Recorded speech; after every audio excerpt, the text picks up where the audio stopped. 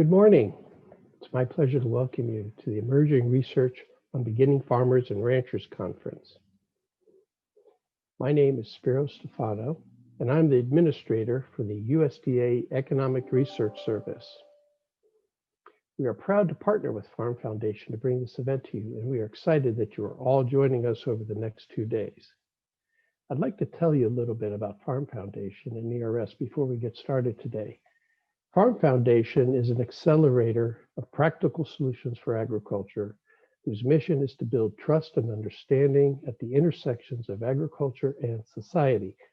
Since 1933, Farm Foundation has been connecting leaders across agricultural sectors, including farming, business, academia, organizations, and government. With a vision to build a future for farmers, our communities, and our world, Farm Foundation seeks to accelerate people and ideas into action. ERS is USDA's principal social science research agency. The mission of ERS is to anticipate trends in emerging issues in agriculture, food, the environment, and rural America, and to conduct high-quality, objective economic research to inform and enhance public and private decision-making.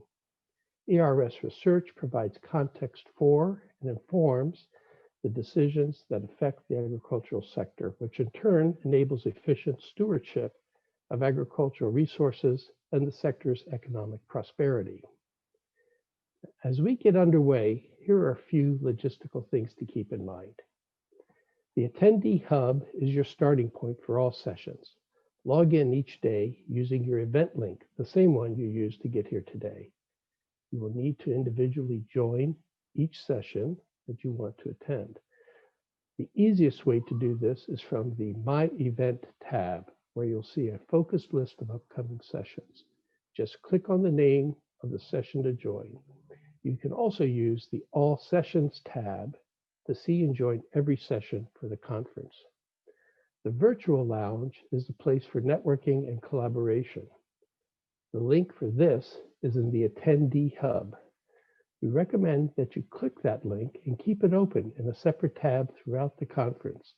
You can go there to search for and chat with other attendees or to enjoy virtual networking tables.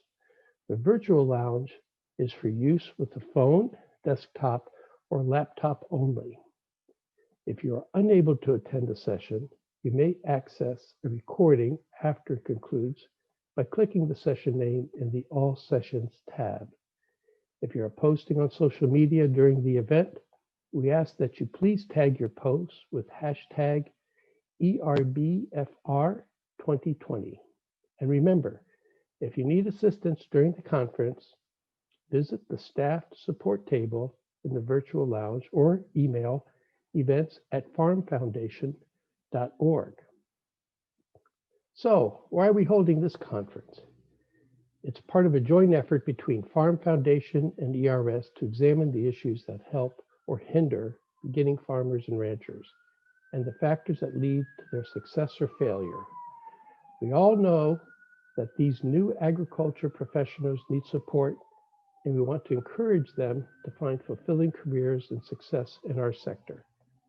By centering on the latest research on these issues, our goal is to foster awareness and understanding of not just issues, but the work being done to provide programs and resources to young and beginning farmers and ranchers. Our ask of you over the next 2 days is to learn, discuss, and connect with your peers. So let's all go forward with a renewed focus on supporting opportunities for these folks or on finding solutions to the challenges they face. To kick things off, we're excited to host what I'm sure will be an interesting discussion with key USDA leaders and Farm Foundation. We are grateful to have Dr. Cindy Nickerson as our moderator today in her role as Deputy Chief Economist for the USDA. Dr. Nickerson advises the Chief Economist, the Secretary, and top policy officials regarding the implications of programs, regulations, and legislative proposals affecting the U.S. food systems and rural areas. Please join me in welcoming Dr. Nickerson.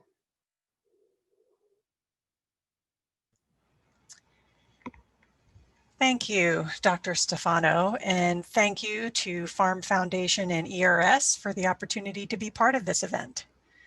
This morning's discussion will give us an opportunity to dig into a bit of the USDA's vision for beginning farmers and ranchers, as well as some of the issues of importance in supporting the entry, growth, and success of these new agricultural professionals. We'll hear perspectives from a great panel of speakers today, and I'd like to introduce them to you now. Ms. Shari Rogge-Fidler is President and CEO of Farm Foundation. A fifth-generation farm owner and operator from Nebraska, she has worked throughout the food chain, having held executive positions in multiple food and agriculture organizations. Today, she leads the Farm Foundation in its mission to build trust and understanding of the intersections of agriculture and society.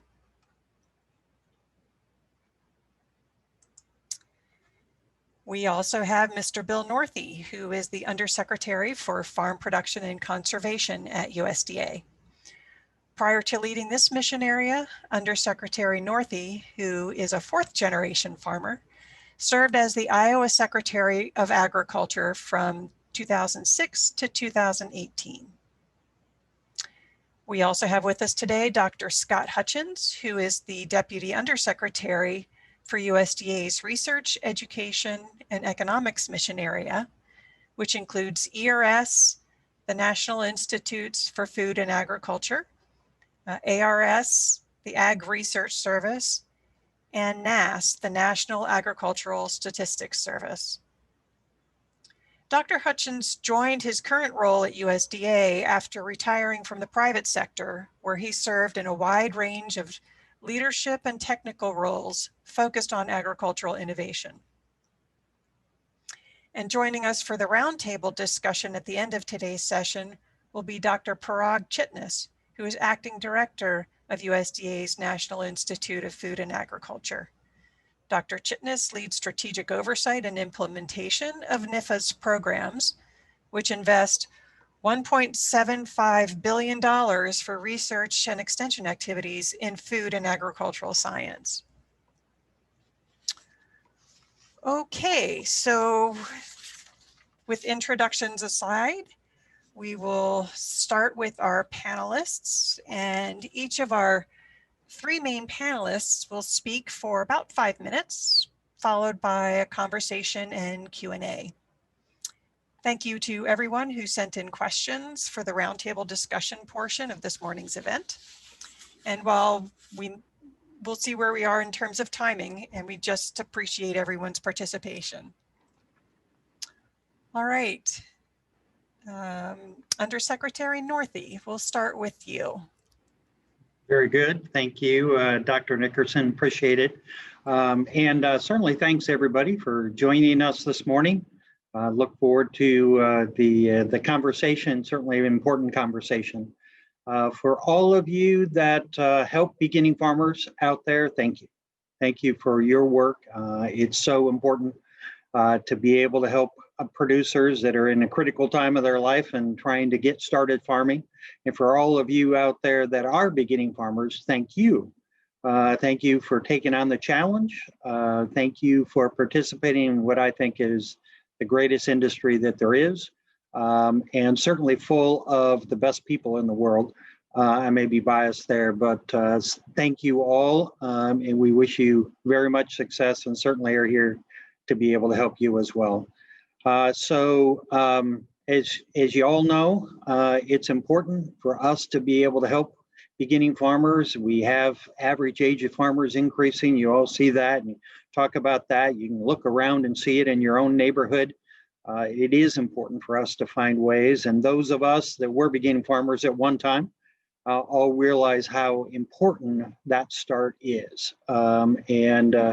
Next year actually would be 40 years since I first started farming up in Northwest Iowa. I farmed until about 3 years ago when I took this job at USDA, and it was certainly the pleasure of my life with a lot of other interesting things to be able to do.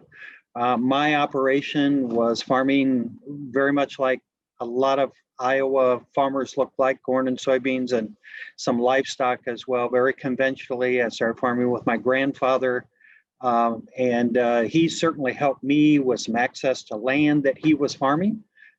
He helped finance the equipment for me so I could be able to buy his equipment that obviously worked on that farm there. But probably the most important part was the mentoring, the conversations that I had with my grandfather to be able to learn about how to do things when things went wrong, how to market in an up market, a down market, how to work with your neighbors, how to just manage all the things that there are to manage that after a while you start to take for granted that folks have figured out. And he helped me with all that. Certainly, I would argue there's a lot of similarities between beginning farmers. They all need this chance to learn. They've all got to figure out, they got to have their tools for production. They've got to be able to figure out how to produce and how to market. They certainly need capital and the access to capital, and they need that mentoring. But every beginning farmer is so different. Certainly, you look across the country, I've had a chance to be able to travel in this role a little bit and talk to beginning farmers in many parts of the country, and to be able to talk to producers that are producing specialty crops, that are creating something very different than all their neighbors are, maybe like their neighbors, but very different than what my farm was. Maybe they're first generation farmers, maybe they're 8th generation farmers. They have other support, maybe they don't have other support. Certainly the mentoring and the engaging is certainly very important. And when I talk to producers about the things that we do here at USDA through farm production and conservation, access to farm loans is very important. About half of our loans that we make each year, we make last year about $7.5 billion in loans, either ownership or operating loans. Half of those go to beginning farmers. And so, beginning farmers are a small part of the pie of producers out there. So it's definitely a focus, whether they're direct or guaranteed loans. And so that is so important to folks. We also make grants through conservation programs, other kinds of things, from hoop houses to other conservation programs, even insurance. So as we talk about those loans, we have direct farm ownership, direct operating loans. We have guarantees where we're working with a bank who's actually making the loan. We have microloans that have a lot less paperwork involved in them, and for producers that are looking to get started. In fact, we have a lot of folks that are even starting while they're in high school as a Forge project or FFA project, and then graduate and bring that project into a growing operation later. So our FSA, Farm Service Agency service centers, we have about 2,500 of those across the country in each county. Those are a great place to be able to go and find out about that program. You'll see other FSA programs as well, where we have some set-asides like we do in loans for beginning farmers. And that's an important opportunity to be able to find somebody who may know as well, not only about our programs, but about other programs. I hope when you walk into that FSA office, you're going to hear from folks that there's something else on the other side of the office, conservation programs that are available. We have some special programs on our conservation technical assistance where we're helping folks, but especially on our cost share programs, where folks are able to qualify for additional cost share or some of the cost share up front in establishing a program. And then crop insurance as well has some benefits. Those are delivered through crop insurance agents. So crop insurance has a higher subsidy, so a lower premium payment that a producer needs to have, as well as some other set aside in some of the expenses as well. We also have transition programs. If you're got a farm that's in CRP and you're interested in renting it to a beginning farmer, you can continue to get rental payments and have it converted into a beginning farmer. And then lastly, let me mention beginning farmer and rancher coordinators out of the 2018 Farm Bill. They asked us to set up beginning farmer and rancher coordinators. So it's Farm Service Agency, Risk Management Agency, NRCS, and then Rural Development. They go together to create these coordinators. We have one in each state. We have a national coordinator.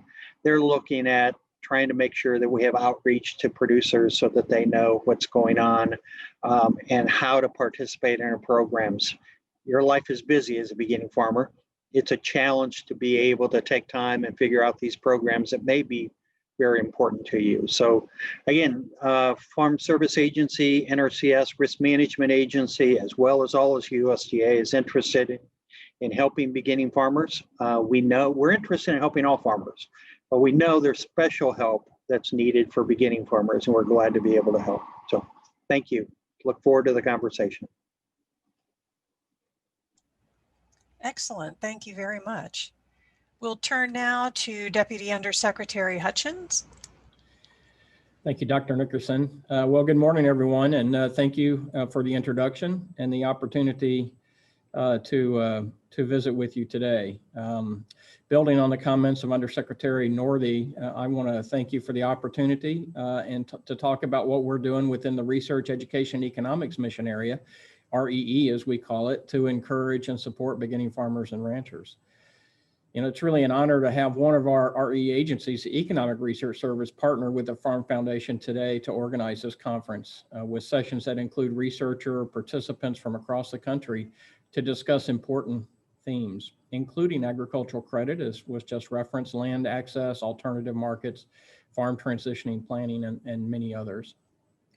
Under the 2018 Farm Bill, ERS, the National Ag Statistics Service, another RE agency, and USDA's Office of the Chief Economist led 2 studies of interest to beginning farmers and ranchers.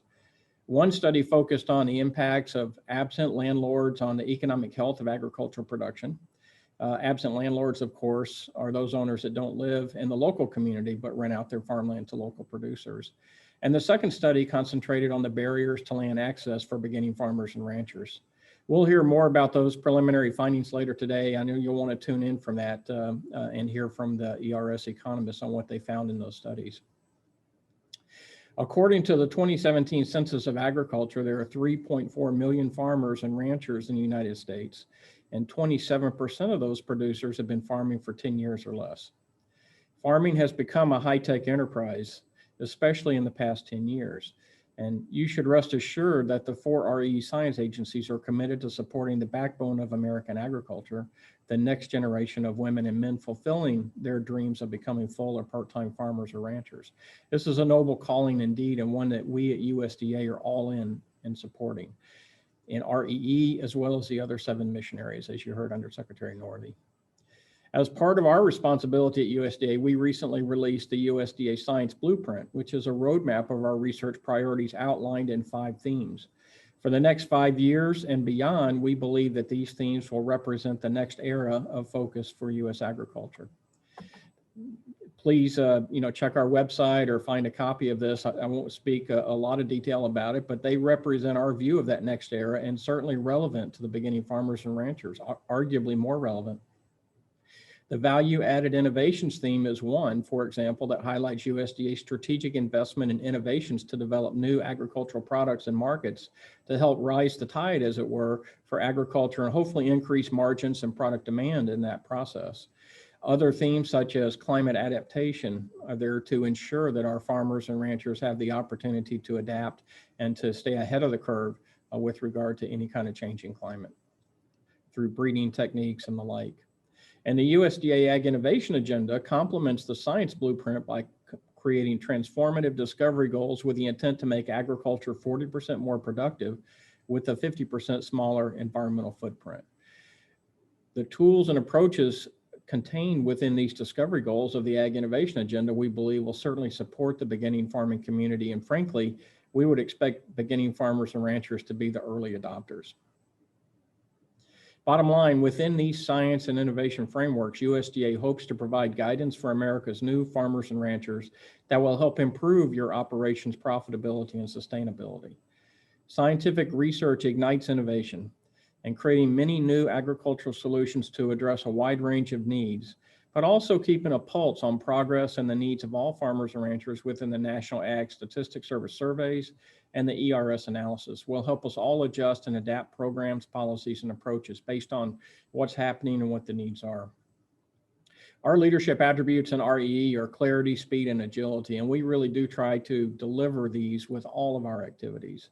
We also work in great partnership with all the USDA agencies in a framework we call here the Mission to Mission Plan of Work framework, which is where we work to inform and advise policy development with evidence and data-driven perspectives to support an all USDA, one USDA approach to supporting you with the various needs. I'm confident that today's important conversations will advance our understanding of how to support beginning farmers and ranchers, whom we know will bolster our safe, plentiful, affordable, and nourishing food supply today and certainly into the future. Thanks again for the opportunity to participate. We're all in with you, the beginning farmers and ranchers across our 4 agencies in REE, as well as across USDA, and I hope you see that throughout the course of this conference. Thank you so much for what you're doing to support agriculture. Thank you for the opportunity to visit with you today. I look forward to the rest of the day. Back to you, Cindy. Thank you very much, Dr. Hutchins. And I do understand you may have to depart at some point, and if that's the case, we'll look forward to having Dr. Chitnis join for some of the roundtable. But if you're able to stay, we'd love that too. And I appreciate the fact that you mentioned the collaboration across the mission areas. I do think that's an important thread underlying all the efforts that USDA has in this space. And with that, let's turn now to President Rogge-Fidler from our other co-hosts for this workshop. Great, thank you. Good morning, and thank you to each of the participants in this morning's keynote session and for the opportunity to join you for our discussion this morning.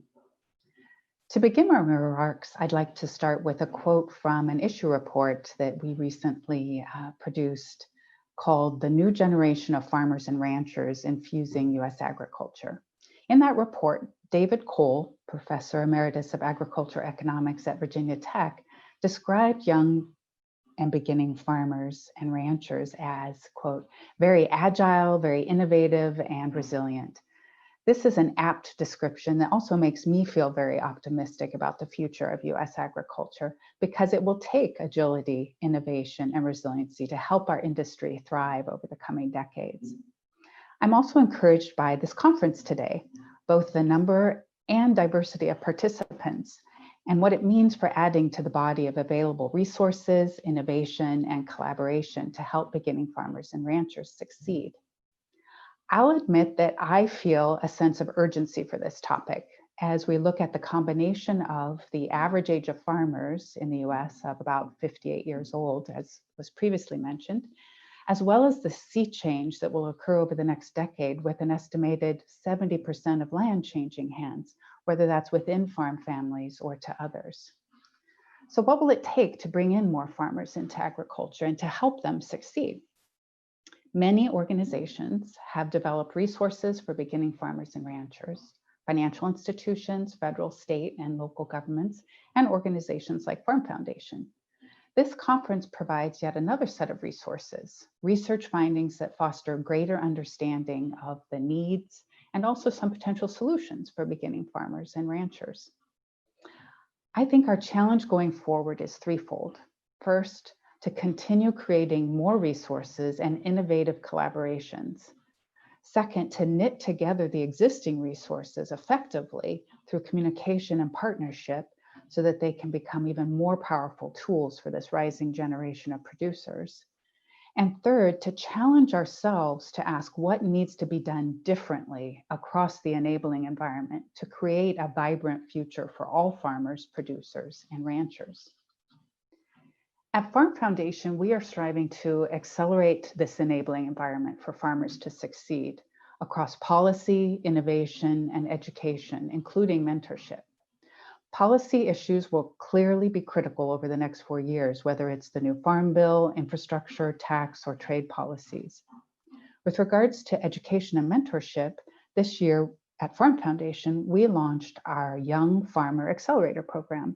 in which several young and beginning farmers up to the age of 40 were selected to participate in a year-long series of interactive learning and networking experiences, focused on gaining a deeper understanding of the wider variety of agriculture, agribusiness, and government issues. A key aspect of this program is helping these young and beginning farmers build a strong, enduring network of peers in agribusiness and government. For those of us looking to support beginning farmers and ranchers, some of the most important resources we can provide are our time, our experience, and our collaboration. That's one of the reasons we have built concentrated networking time into the agenda over the next 2 days of this conference, as well as our follow-on conference in December that has more of a practitioner or applied focus. I encourage each of you to take advantage of these opportunities. With regard to our Young Farmer Accelerator program, this year was the very first year we launched it, and we planned to select up to 10 participants. But honestly, the applicants were so strong and diverse that we ended up selecting 15 participants. That's the kind of thing that makes me very excited for the future of agriculture. I know what the talent pool looks like out there, and I know we are just scratching the surface of lifting up those new voices and empowering them to lead in our industry and in their communities. We're grateful to have this cohort of young farmer accelerators, as well as a cohort of young agri-food leaders in our also newly launched program, because it allows us to listen and to be mindful of the concerns that these young professionals have. In addition to the challenges and opportunities being involved in their operations, they have brought up broader issues that also need our collective attention if we are able to help them succeed. For example, we recently held an Ask Me Anything session and with an established farmer and business person in our network. There were as many questions about entrepreneurship and diversifying through agritourism as there were about the business of running a farming operation. Similarly, in our Farm Foundation Forum last month, which examined the food and ag platforms of the presidential candidates, the questions from our younger participants focused on creating more diversity in agriculture and attracting more young peers to this profession. Also, when I reached out to our young and beginning farmers prior to this event today for their input, they said rural broadband and a thriving economy were top of mind.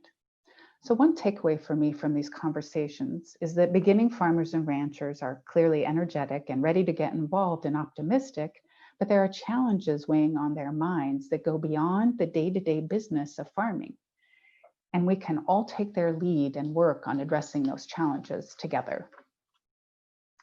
So in conclusion, I'd like to take this opportunity to thank the team who are working hard to organize this event today, to all of the speakers who are sharing their research finding and perspectives with us, and the many professionals from the USDA who are giving up their time to provide great networking opportunities that we hope will lead to productive future collaborations.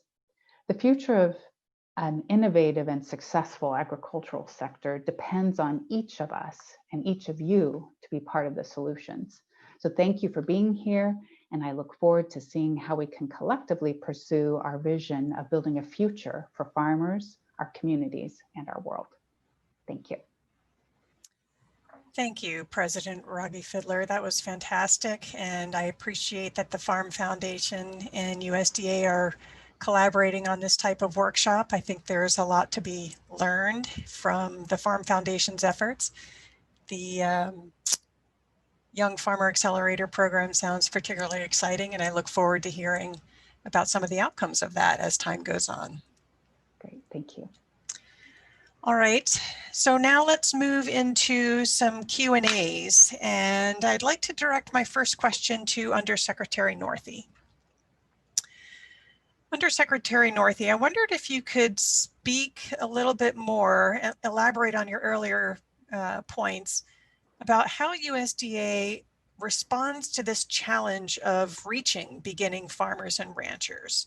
How do we let them know about USDA programs they may be eligible to participate in? You mentioned some of the different types of programs, loan programs, the commodity insurance programs, conservation assistance. And you mentioned a few things about some of the folks that are out in every state. I wondered if you could elaborate a little bit on how we address this challenge of actually reaching the beginning farmers and ranchers. Sure can. It doesn't do any good to be able to have those programs if nobody knows about them. That's right. First of all, certainly our service centers. We have 2,500 farm service agency service centers in counties across the country. We have 2,100 NRCS offices across the country as well.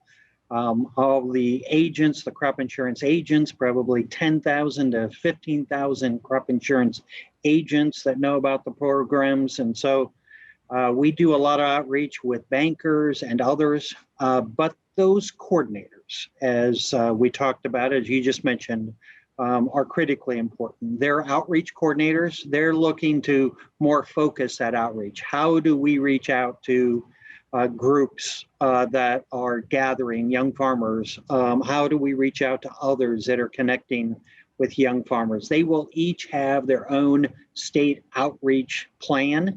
You can go on farmers.gov is a great website for many of our programs. We've tried to make sure it's not full of acronyms and government speak. So it looks to programs, and a section of farmers.gov is for new farmers. And so you can go to farmers.gov/new farmers, and you'll see a collection of those beginning farmer programs. That's a great place to go. You'll also see the outreach coordinators in each of those states and how to be able to be in touch with them. We put a lot more of our programs online, certainly in this year, the challenges of this year. It's been important to be able to have those programs online. And so some folks have found them there, but our coordinators in person, our folks on the ground in each of those counties are awful important to us. And we're not only trying to reach out to the traditional ag community. We can see where a new farmer moves into a community and starts renting some farm ground and raises corn and soybeans like their neighbors. We can find them pretty quick. If somebody's starting a new vegetable operation in a hoop house that doesn't have reason to come into NRCS or FSA, we've got to actually go out and search those. And that's part of what this outreach effort is to be able to find folks and make sure that they know of those programs. And there is no one program that works for everybody. So we need to be able to understand what each of those folks need. So certainly trying to increase that effort, and we depend on a lot of partners, including folks that are on this meeting, to be able to share with beginning farmers the opportunities that they have to participate in programs. Thank you. Thank you for that. And I would say one benefit perhaps of being in a virtual environment is that everybody has somewhat easier access to a computer and can actually look up some of these resources. And the newfarmers.usda.gov is the quick way to get to the page that Undersecretary Northey mentioned, with specific resources that are specific to beginning farmers and ranchers. And there are several different types of information there, including information on how to start your farm, in addition to accessing some of the programs that Undersecretary Northey mentioned, which I think is fantastic. And also in terms of the types of programs USDA has for farmers who are working on different issues, farmers who are seeking land, and those sorts of issues. So that's great. Thank you very much for your comment. Okay, let me take a look at my next question. I'd like to turn now to Dr. Chitnis from NIFA. And I wondered, Dr. Chitnis, if you could talk a little bit about some of the funding for education that NIFA provides, including mentoring and technical support for beginning farmers and ranchers across the wide range of resource conditions, particularly in light of the fact that, as Undersecretary Northey mentioned and Dr. Hutchins mentioned, there's just a wide range of types of beginning farmers and ranchers. We see that in the agricultural census. That heterogeneity, underlies a lot of what we're trying to get at and, serve all types of farmers and ranchers. So I wondered if you could talk a little bit about the NIFA activities in this space. Yeah, sure. Sure, Dr. Nickerson, you are correct that the beginning farmers and ranchers show a wide range of backgrounds and needs. And before I really look at the NIFA programs, one of the things I kind of want to add to Undersecretary Northey's answer, when we provide training grants to the for beginning farmers and ranchers training programs, we'll make sure that they are provided information about the farm production and conservation programs that USDA offers. When we bring in those project directors annually together to network and talk about how they are working, we bring in also people from these agencies to provide information about other USDA programs that can be delivered to through our training grants. So I think that's something, that connection we deliberately try to make sure the information goes to the people in our training programs. Now we're going back to like NIFA's programs. NIFA provides technical assistance and training to beginning farmers through a variety of programs. There are some general programs such as the Cooperative Extension Service that's in every state and territory in this country. And then there are programs that are very specific for beginning farmers and ranchers, such as the Beginning Farmers and Ranchers Development Program, BFRDP. BFRDP supports a diversity of projects, and NIFA maintains a healthy balance among different types of training projects in this area. Different curricula, geographic distribution, types of operations, different target audience, and similar other attributes. Some projects are delivered by non-governmental organizations or community-based organizations, where others are delivered through land-grant universities. Some target disadvantaged farmers, whereas others focus on refugees or immigrant farmers.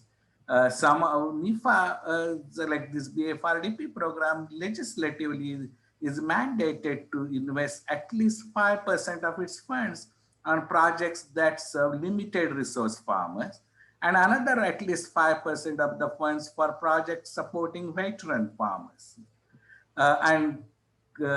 Considering the Veterans Day is only 2 days away, I also want to highlight another NIFA program, AgVets program, which focuses on specifically on serving veterans that are returning to agricultural careers, including farming operations.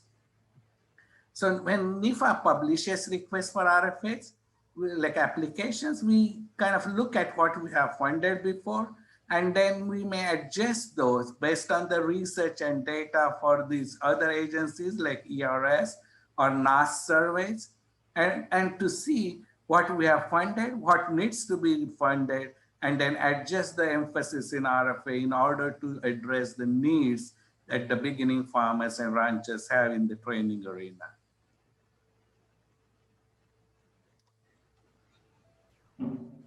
That's great, thank you.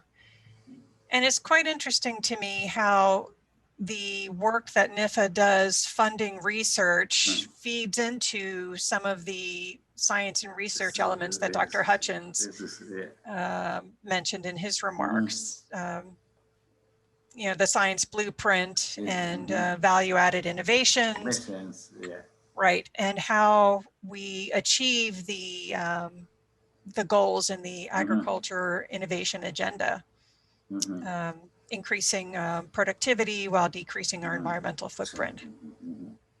And clearly beginning farmers and ranchers have a big part to play in that. Yeah, exactly. So. Yeah, you're absolutely correct that I think that innovation part, some of our new innovation projects that we have funded are specifically for beginning farmers and ranchers, such as app-based kind of technologies. So people, those farmers can use them on their farms quickly. Excellent, that's great. Cindy, do you mind if I make just a follow-up comment to that real Please do. quickly before I have to take off? First of all, I hope everybody will avail themselves to the great resources and capabilities within NIFA. They work day in and day out to support all agricultural community, but I think this group and the ones that were mentioned by Dr. Chitnis in particular. But I did want to make one quick comment before I take off that kind of ties things together. I think that what we're going to see with the innovations of the future, where we have a lot more digitization and automation and so forth, is we're going to be able to see, while U.S. agriculture in particular has always been heralded for its ability on scale to increase scale and efficiencies of scale, automation will allow us to go smaller in that region. We'll be able to run tractors 24 hours a day, 7 days a week, meaning you might not have to purchase a giant tractor. You might be able to reduce your capital outlays in order to farm in a different way. So I think the dynamics could change. It won't benefit or necessarily, but it might enable in many ways the opportunity for beginning farmers to get into an enterprise with less demand on capital purchases and those kinds of things. So it's just going to be an amazing transformation we see in the next 10 years within agriculture and how it occurs. So. Those are great points. Thank you, Dr. Hutchins. And I'm glad we could capture your time a bit this morning. Okay, next question is for Ms. Rogge-Fidler. The Farm Foundation works with a wide range of agricultural stakeholders on issues pertaining to beginning farmers and ranchers. How would you characterize the landscape for entry and success within the sector? I wondered if you could speak to both the bright spots and some of the challenges. Sure, happy to. The bright spots is obviously the fun part to talk about, so I'll end with that part. With regard to the landscape view, as you mentioned, we are a multi-stakeholder group, and we think that's the best approach for problem solving, is to provide those multi-stakeholder perspectives to create the optimal solutions. So that's what we try to bring to our programs and projects here. In terms of the challenges facing new and beginning farmers, I was thinking about on social media how I've seen some comments about, why are you trying to help beginning farmers? The existing farmers need help, and the answer is yes and yes. We need to be lifting the boat for all. So thinking about, well, what is unique about beginning farmers and ranchers? Because existing farmers face many of the same challenges with access to land, access to capital, access to innovation, access to markets, rural broadband, the list goes on, thriving rural communities. So in some ways, it's as if the difference is supporting new and beginning farmers with that first decision, that entry decision and actions. And then the rest is very similar to ongoing farmers. So taking that multi-stakeholder view to help and equip them make that really good first decision and take those first good actions. And I think in terms of the opportunities, what I think is there, and this leads to some of the bright spots I'll share, is to take that collaborative partnership approach to take a systems approach to those first decisions that young farmers make. So trying to create economic and social solutions, linking local, national, and federal programs, linking the generations for that mentorship. So that kind of systems thinking, I think, is a real opportunity for partnerships and collaboration. So that leads to the two bright spot examples I'd like to lead, where I think that kind of shows how that can play out. In an op-ed I did for AgriPulse in May, we highlighted a couple, Amanda and Matt Kadjik in rural Kentucky, who leveraged a suite of partners, just as I mentioned. So they leveraged USDA programs, they partnered with Farm Credit, and then they also had community-based and state-level resources to help build their cattle and orchard operations. I think that signals, again, the kind of different operations that are wanting to occur from this generation. So in that story, it really showcased that bringing all those suite of resources together is what they needed to succeed. And I think that's also our challenge, to help create ways where it's easier to find that suite of resources and those collaborations. The second bright spot may not appear at first blush as a bright spot, because part of this program actually counsels those out who should not be beginning farmers and ranchers. So it was a program that was joint with some government loans and a local regional economic development program that required anybody who was going to apply for the government loans to go through this sort of counseling course. They had to build a strategic plan for their farming operation. And they got help for that. They had speakers come in, but they had to build a strategic plan for their farming business before they'd even qualify to apply for these government loans. And then they also had to agree, if they got the loan, to have mentorship for a period of time after they got the loan.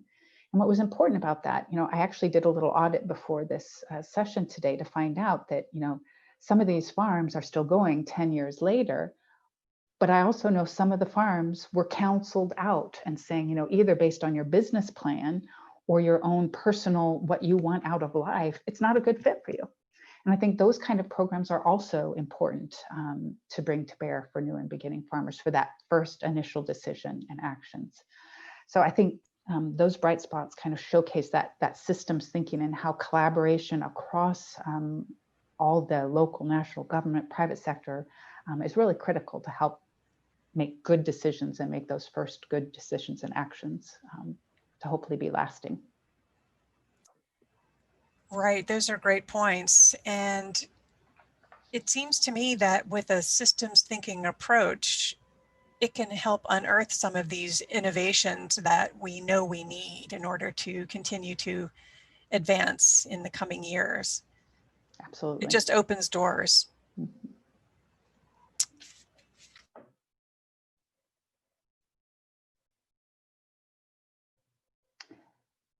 Sorry, you're on mute. You're on mute.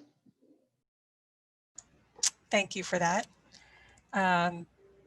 So let me then just repeat my thought that I said to myself, which was, I see these types of networking opportunities and the systems thinking type of approach as ones that can really open up doors to farmers and expose them to innovations that maybe hadn't been initially a part of their plans. Absolutely. And I think it also cues up for this conference again, that we would all hope that there could be some new collaborations that come out of this to try to help bring the systems thinking to the solutions. And this is really great for USDA to hear as well. So that's great. I'm looking forward to this spurring some good conversations over the course of the conference. Okay, so I want to turn slightly. It's not really a pivot because we're still in the middle of this pandemic, but just address some of the issues that we're all facing right now. And I'd like to hear from all the panelists on how the COVID-19 pandemic has been affecting operations within USDA and also within the Farm Foundation. Undersecretary Northey, do you want to take first stab at that? Sure, you bet. Obviously, huge impact to us and outreach to producers, a real challenge because we operate so much in person in those county offices, in those service centers. We do a lot of field days as well out on the farm and all that disrupted. And then we knew we needed to be able to find ways to provide additional support to producers during this time as well. So we created a new program, Coronavirus Food Assistance Program. The first round of that provided about $10 billion to producers. We're approaching $10 billion now in the second round of Coronavirus Food Assistance Program. So we had to figure out what the impact was to producers, but then to deliver that, as well as acreage reporting, as well as crop insurance, as well as conservation programs, we had to find new ways to be able to reach out to producers and be in touch. So our NRCS folks would still go out to the farm, but they'd stay a pickup bed away from our producers. We do a lot of things online. We use Box and OneSpan to get signatures back and forth. We need signatures on acreage reports. When somebody says they planted 100 acres of corn on that farm and it was planted on May 18th, we need a signature at the bottom of that page, and we could send stuff to producers. They could send stuff back. We put more of our programs online. CFAP 1 and CFAP 2 were both online, and we had some producers that completed the whole process online as well. And so we now have some of our offices, there's a handful across the country that will take appointments and meet in person.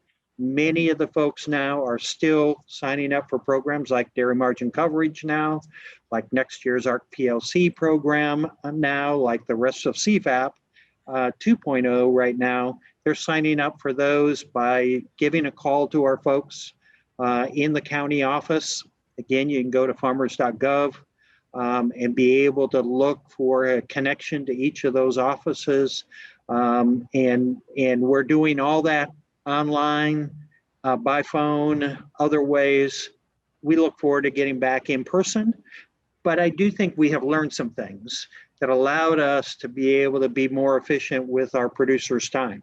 In the future, we'll still use box and one span to do signatures rather than have somebody have to get off a tractor and drive across the county 25 miles just to make a signature. And so I think there's some good that has happened, but certainly let's get to a place where we can meet across the counter and have field days again and do all those other kinds of things. In the meantime, we delivered more programs, more farm loans, more beginning farmer loans. Our conservation programs are completely up to date.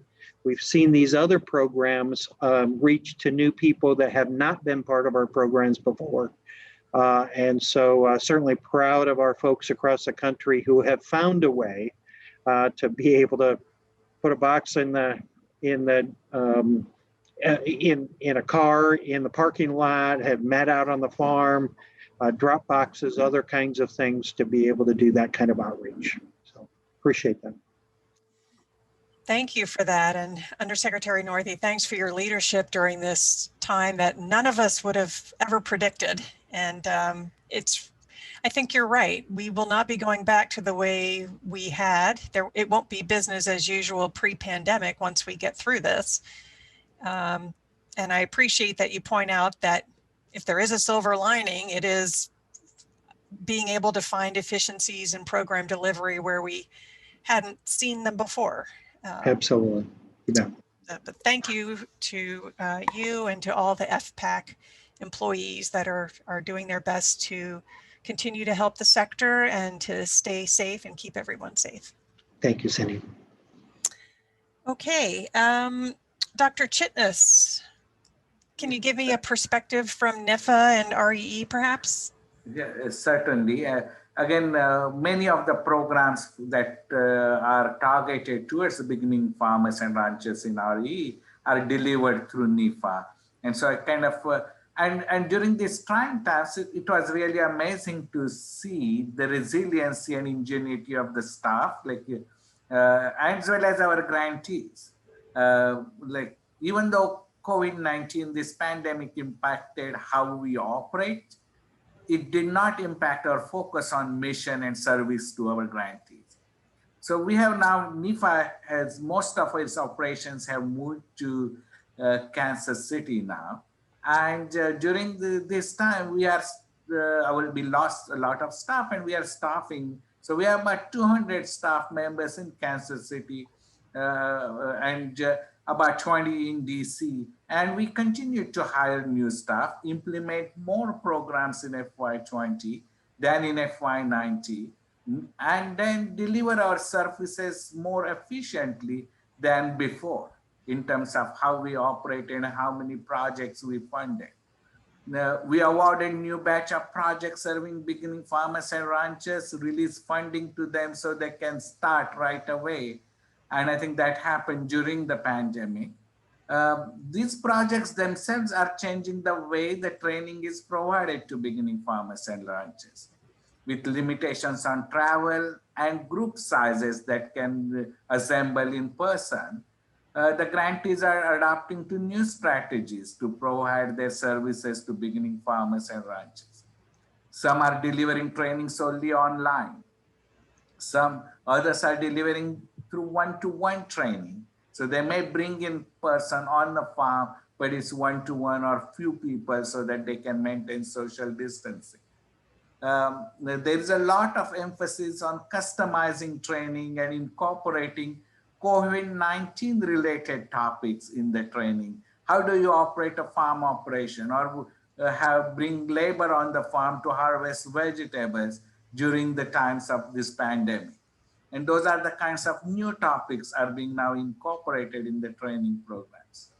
Even in our regular programs, that other programs which are more general for all types of farmers, we are supporting new grants during this time, which were specifically focused on how, what kind of needs are there in extension, agricultural extension, or even the non-formal education like 4-H for operate during pandemic.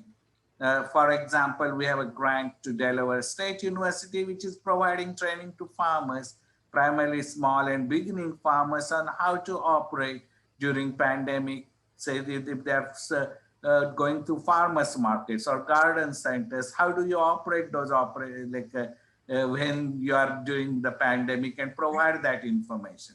Or training to the farm workers in terms of how to operate during pandemic, because now their ways to kind of protect themselves and any kinds of potential for outbreaks are different. And so I think having that education is something that is also being provided by many of our programs to farmers, including beginning farmers and ranchers. And that's happening across the country. And we've provided about $25 million specifically for projects of this type, the impacts of COVID-19 pandemic on how can we then support extension and non-formal education like 4-H to operate during these times. You raised some good points. Yeah, thank you. We have just a few minutes left, and I wanted to quickly give Ms. Rogge-Fidler a chance to respond with respect to Farm Foundation activities. Sure, I'll be brief. I think just to summarize the COVID impact, I think there are two primary ways it has had an impact. One is that it has unleashed creativity to deliver programs differently. So with our young and beginning farmers, for example, the Ask Me Anything session, we did not plan on doing that. That was because of COVID that we came up with that program of Ask Me Anything. The second impact, I think, is scale and reach.